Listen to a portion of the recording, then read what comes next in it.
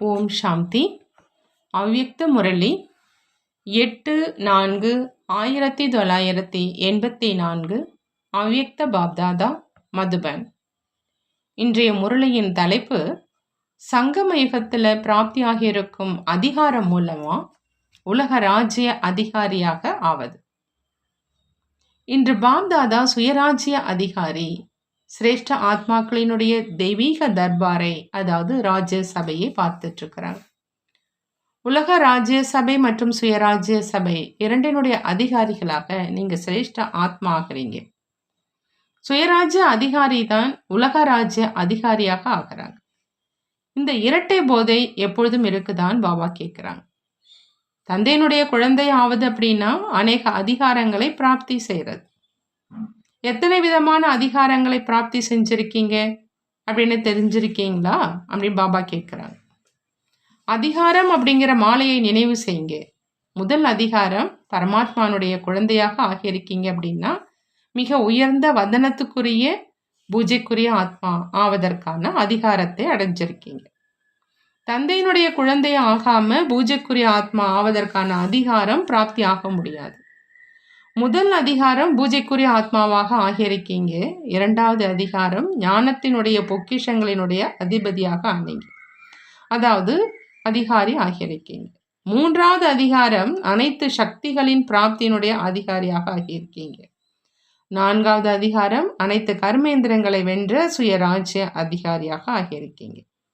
இந்த அனைத்து அதிகாரங்கள் மூலமா மாயாவை வென்றவராக ஆகி உலகை வென்ற உலக ராஜ்ய அதிகாரியாக ஆகியிருக்கீங்க. தன்னுடைய இந்த அனைத்து அதிகாரங்களை எப்போதும் நினைவில் வச்சிருக்கிறவங்க சக்திசாலியான ஆத்மாவாக ஆயிடுறாங்க. நீங்க அந்த மாதிரி சக்திசாலியாக ஆகியிருக்கீங்க இல்லையா அப்படின்னு பாபா கேட்குறாங்க. சுயராஜ்ய மற்றும் உலக ராஜ்யத்தை பிராப்தி செய்வதற்காக விசேஷமா 3 விஷயங்களினுடைய தாரணை மூலம்தான் வெற்றி அடைஞ்சிருக்கீங்க. எந்த ஒரு சிரேஷ்ட காரியத்தின் வெற்றிக்கான ஆதாரம் தியாகம், தபஸ்யா மற்றும் சேவை. இந்த 3 விஷயங்களின் ஆதாரத்துல வெற்றி இருக்குமா அல்லது இருக்காது அப்படிங்கிற இந்த கேள்வி எழ முடியாது. எந்த ஒரு சிரேஷ்ட காரியத்தின் வெற்றிக்கான ஆதாரம் பாபா சொல்றாங்க தியாகம், தபஸ்யா மற்றும் சேவை. இந்த 3 விஷயங்களின் ஆதாரத்துல வெற்றி இருக்குமா அல்லது இருக்காதா அப்படிங்கிற இந்த கேள்வி எழவே முடியாது. எங்க இந்த 3 விஷயங்களினுடைய தாரணை இருக்குமோ அங்கு ஒரு வினாடியில வெற்றி கண்டிப்பா இருக்கும். அது நிச்சயிக்கப்பட்டது. எந்த விஷயத்தினுடைய தியாகம்? ஒரு விஷயத்தின் தியாகம் மட்டும் மற்றும் அனைத்து தியாகங்களை சகஜமாக மற்றும் இயல்பாக செய்விக்கிறது. அந்த ஒரு தியாகம் உடல் உணர்வினுடைய தியாகம். அது எல்லைக்கு உட்பட்ட நான் என்பதனுடைய தியாகத்தை சுலபமாக செய்விச்சிருது. பாபா சொல்றாங்க ஒரு விஷயத்தினுடைய தியாகம் மட்டும் மற்ற அனைத்து தியாகங்களை சகஜமா மற்றும் இயல்பா செய்விக்குது. அந்த ஒரு தியாகம் உடல் உணர்வினுடைய தியாகம்னு சொல்றாங்க. அது எல்லைக்குட்பட்ட நான் என்பதனுடைய தியாகத்தை சுலபமாக செய்விச்சிருது. இந்த எல்லைக்குட்பட்ட நான் என்பது தபஸ்யா மற்றும் சேவையில இருந்து ஒருவரை வஞ்சிக்கப்பட்டவராக ஆக்கிடுது. எங்கு எல்லைக்குட்பட்ட நான் என்பது இருக்குதோ அங்கு தியாகம், தபஸ்யா மற்றும் சேவை இருக்க முடியாது. எல்லைக்குட்பட்ட நான் என்னுடையது அப்படிங்கிற இந்த ஒரு விஷயத்தினுடைய தியாகம் வேணும். நான் மற்றும் என்னுடையது இல்லை அப்படின்னா வேறு என்ன மீதம் இருக்குது? எல்லைக்கு அப்பாற்பட்டது தான் இருக்குது. நான் ஒரு தூய்மையான சுத்தமான ஆத்மா, மேலும் என்னுடையவரும் ஒரு தந்தையை தவிர வேறு யாரும் இல்லை. எங்கு எல்லைக்கு அப்பாற்பட்ட தந்தை சர்வ சக்திவான் இருக்கிறாரோ அங்கு வெற்றி எப்பொழுதும் உடன் இருக்கும். இதே தியாகம் மூலமா தபஸ்யாவும் வந்துருச்சு. தபஸ்யா அப்படின்னா என்ன? நான் ஒருவருடையவன், ஒருவரினுடைய சிரேஷ்ட வழிப்படி நடப்பவன். இதன் மூலம் ஒரே சீரான நிலை இயல்பாக வந்துடும். எப்பொழுதும் ஒரு பரமாத்மானுடைய நினைவு என்ற இதுதான் தபஸ்யான்னு பாபா சொல்றாங்க. ஒரே சீரான நிலை என்பதுதான் சிரேஷ்ட ஆசனம். தாமரை மலருக்கு சமமான நிலைதான் தபஸ்யாவினுடைய ஆசனம். தியாகம் மூலம் தபஸ்யாவும் இயல்பாகவே வந்துடுது. எப்பொழுது தியாகம் மற்றும் தபஸ்யா சொரூபமாகிட்டீங்க அப்படின்னா என்ன செய்வீங்க? தன்னுடையது என்பதனுடைய தியாகம் மற்றும் நான் என்பது முடிவடைஞ்சிடுச்சு. ஒருவரினுடைய அன்பிலேயே மூழ்கி இருக்கும் தபஸ்வி ஆகிட்டீங்க அப்படின்னா சேவையின்றி இருக்க முடியாது.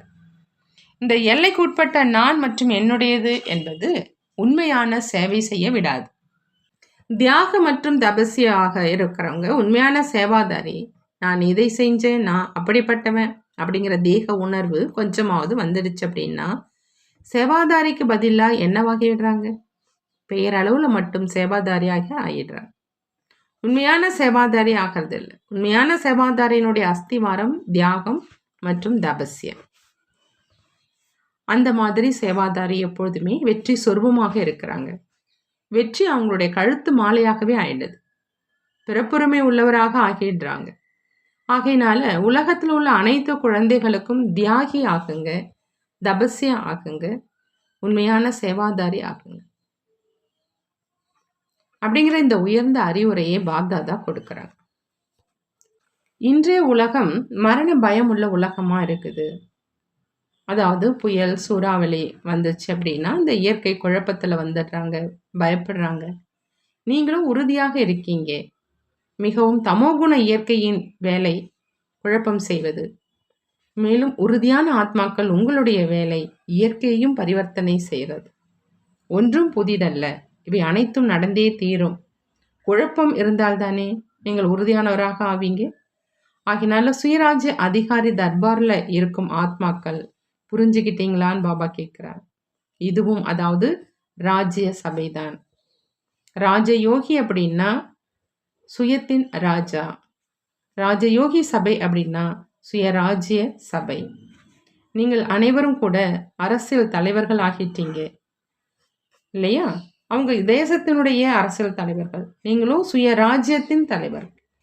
தலைவர் அப்படின்னா நீதிப்படி நடக்கிறவங்க. அதே மாதிரி நீங்கள் தர்ம நீதி சுயராஜ்ய நீதிப்படி நடக்கும் சுயராஜ்ய தலைவர்கள். யதார்த்த சிரேஷ்ட நீதி அப்படின்னா ஸ்ரீமத் தான் யதார்த்த நீதி. இந்த நீதிப்படி நடக்கிறவங்க வெற்றியடையும் தலைவர்கள். பாப்தாதா தேசத்தினுடைய தலைவர்களுக்கும் வாழ்த்துக்கள் சொல்றாங்க. ஏன்னா இருந்தும் கடுமையாக உழைக்கவோ செய்யறாங்க தான் இல்லையா? விதவிதமானவங்களும் இருக்கிறாங்க. இருந்தும் தேசத்துக்காக முழு ஈடுபாடு இருக்குது. நம்முடைய ராஜ்யம் நீண்ட காலம் இருக்கணும் அப்படிங்கிற இந்த ஈடுபாட்டுடன் கடுமையாக உழைப்பையோ செய்யறாங்க இல்லையா? நம்முடைய பாரதம் உயர்ந்ததாக இருக்கணும் அப்படிங்கிற இந்த ஈடுபாடு இயல்பாகவே உழைக்க வச்சிடும் உங்களை. இப்போ அந்த மாதிரி நேரமும் வரும். இப்போ அரசியல் தலைவர்கள் மத தலைவர்கள் இருவரும் உடன் இருப்பாங்க. அப்போ உலகத்துல பாரதத்தினுடைய வெற்றி முழக்கம் ஏற்படும். பாரதம் தான் கலைஞரை விளக்காக இருக்கும். பாரதத்தினுடைய பக்கம் அனைவருடைய பார்வையும் இருக்கும். பாரதத்தை தான் முழு உலகமும் பிரேரணை கொடுக்கக்கூடியது என்று அனுபவம் செய்வாங்க. பாரதம் அழியாத தேசம், அழியாத தந்தையின் அவதார பூமி. ஆகையினால பாரதத்தினுடைய மகத்துவம் எப்பொழுதும் மகானானது அப்படின்னு பாபா சொல்றாங்க. நல்லது, அனைவரும் தன்னுடைய இனிமையான இல்லத்துக்கு வந்து சேர்ந்துட்டீங்க. பாப்தாதா அனைத்து குழந்தைகளுக்கும் வந்ததற்காக வாழ்த்துக்கள் தெரிவிக்கிறாங்க. வருக வருக அப்படின்னு வரவேற்கிறாங்க. தந்தையினுடைய வீட்டின் அலங்காரங்கள் உங்களை வரவேற்கிறோம். நல்லது, அனைத்து வெற்றி நட்சத்திரங்களுக்கு எப்பொழுதும் ஒரே சீரான நிலை என்ற ஆசனத்தில் நிலைத்திருக்கும் தபஸ்வி குழந்தைகளுக்கு, எப்பொழுதும் ஒரு பரமாத்மானுடைய சிரேஷ்ட நினைவில் இருக்கக்கூடிய மகான் ஆத்மாக்களுக்கு, சிரேஷ்ட பாவனை சிரேஷ்ட விருப்பங்கள் வைக்கக்கூடிய உலக நன்மை செய்யும் குழந்தைகளுக்கு பாப்தாதாவினுடைய அன்பு நினைவுகள் மற்றும் நமஸ்காரம் செய்கிறாங்க. நாமும் நம்மளுடைய பாப்தாதாவுக்கு அன்பு நினைவுகள் மற்றும் நமஸ்காரம் செய்வோம். அவ்யக்த பாப்தாதாவுடன் குஜராத் மாநில முதல் அமைச்சரினுடைய சந்திப்பு. தந்தையினுடைய வீட்டிற்கு மற்றும் தன்னுடைய வீட்டிற்கு வந்திருக்கீங்க. சேவையில் உள்ள ஈடுபாடு மிக நல்லா இருக்குது அப்படின்னு தந்தை தெரிஞ்சிருக்கிறாங்க. கோடியில் சிலர் தான் அந்த மாதிரி சேவாதாரிகளாக இருக்கிறாங்க. ஆகினால சேவையினுடைய உழைப்பினால் மனதில் ஏற்படும் குஷி பிரத்யக்ஷ பலனினுடைய ரூபத்தில் எப்பொழுதும் கிடைத்து கொண்டே இருக்கும். இந்த உழைப்பு வெற்றிக்கான ஆதாரம். ஒருவேளை அனைத்து பொறுப்பில் இருக்கும் சேவாதாரிகள் நன்றாக உழைச்சாங்க அப்படின்னா பாரத அரசாங்கம் எப்பொழுதுமே வெற்றி அடைஞ்சிட்டு இருக்கும். வெற்றியோ கண்டிப்பாக கிடைக்கும், இது உறுதியானது. ஆனால் யார் பொறுப்பாளர் ஆகியிருக்கிறாங்களோ, பொறுப்பாளர் ஆகிறவங்களுக்கு சேவையினுடைய பிரத்யக்ஷ பலன் மற்றும் எதிர்கால பலன் பிராப்தி ஆகுது. அப்படி நீங்கள் சேவையினுடைய பொறுப்பாளர் பொறுப்புணர்வு வச்சு எப்பொழுதும் சேவையில் முன்னேறி சென்று கொண்டே இருங்க. எங்கு பொறுப்பாளர் அப்படிங்கிற உணர்வு, கருவி அப்படிங்கிற அந்த உணர்வு இருக்குதோ, நான் என்ற உணர்வு இல்லையோ, அங்கு எப்பொழுதும் முன்னேற்றத்தை அடைந்து கொண்டே இருப்பாங்க.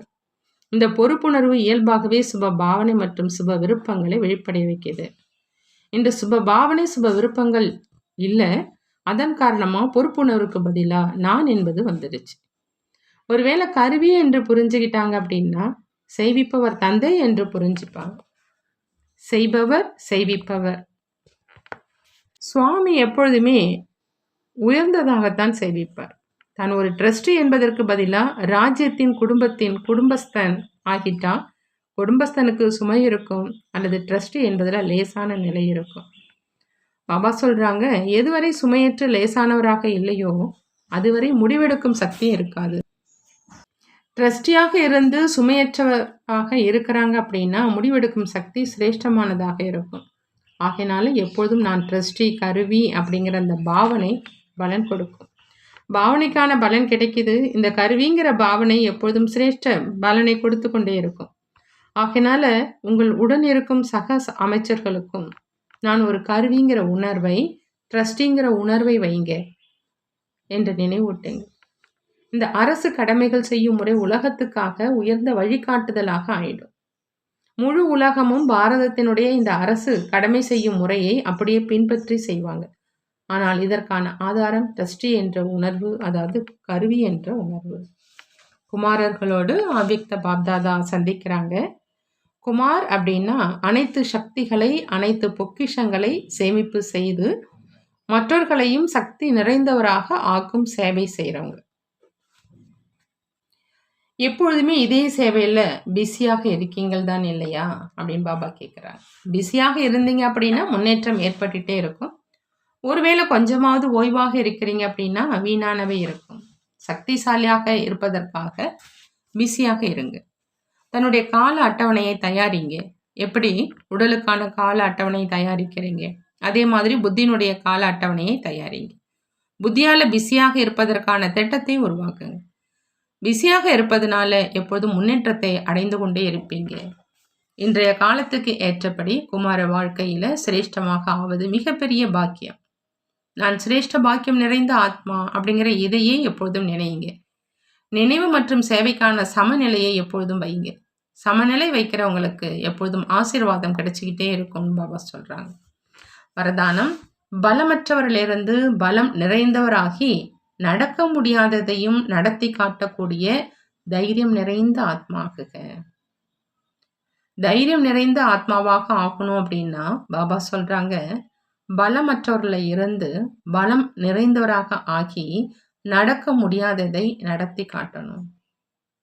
தைரியமுள்ள குழந்தைகளுக்கு தந்தையினுடைய உதவி இருக்குது அப்படிங்கிற இந்த வரதானத்தினுடைய ஆதாரத்துல தைரியத்தினுடைய முதல் திட என்னமா, நான் கண்டிப்பா தூய்மை ஆகணும் அப்படிங்கிறத வைக்கிறீங்க.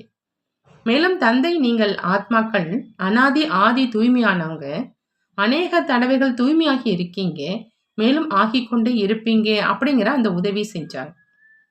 அநேக தடவினுடைய நினைவு மூலம் சக்திசாலியாக ஆகிட்டீங்க. பலமற்றவரிலிருந்து அந்த அளவு பலம் நிறைந்தவராக ஆகிட்டீங்க.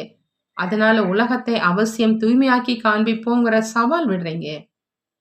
எதை இல்லறத்தில் இருந்து கொண்டே தூய்மையாக இருப்பது கடினம் அப்படின்னு ரிஷி, முனி, மகான் ஆத்மாக்கள் நினைக்கிறாங்களோ அதை நீங்கள் மிக சுலபம் அப்படின்னு சொல்றீங்கிறாங்க பாபா. ஸ்லோகன்: திட எண்ணம் வைப்பதுதான் விரதம் இருப்பது. உண்மையான பக்தன் ஒருபொழுதும் விரதத்தை துண்டிப்பது இல்லைங்கிறாங்க பாபா. திட எண்ணம் வைக்கிறது தான் உண்மையான விரதம் இருப்பது. உண்மையான பக்தன் ஒருபொழுதும் விரதத்தை துண்டிப்பது இல்லை. நல்லது. ஓம் சாந்தி. நன்றி பாபா, நன்றி.